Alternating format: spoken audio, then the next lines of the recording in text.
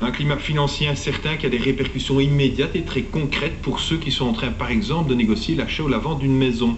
Les agences immobilières le confirment depuis quelques jours, les acheteurs se font de plus en plus rares, et cela même si les banques continuent à octroyer des prêts hypothécaires. Nathalie Guillemin. Prix demandé pour cette maison scarbécoise, 485 000 €. L'habitation est en vente depuis 4 mois et les visites se font de plus en plus rares ces derniers jours.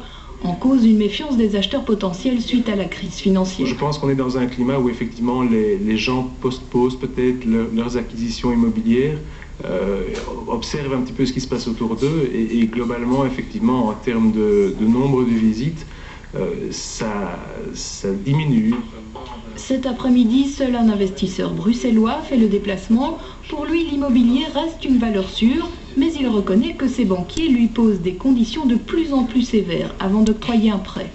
Il faudra apporter plus d'argent de capitaux personnels. Ça, c'est une certitude. Ils sont, enfin, chat échaudé, craint l'eau froide, donc, et je pense que là, il est certain qu'ils sont beaucoup plus prudents dans l'avenir, enfin. Ce courtier l'a également constaté, les banques analysent plus sévèrement les demandes de crédit, mais emprunter reste tout à fait possible sans risque plus important qu'avant, quelle que soit la banque choisie.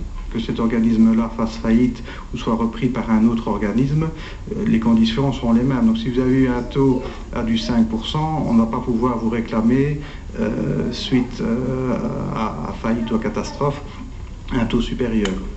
Et pourtant, la méfiance des acheteurs est bel et bien présente. Inquiétude temporaire ou crise de l'immobilier en vue. Il est encore trop tôt pour le dire. En attendant, les affiches à vendre se multiplient.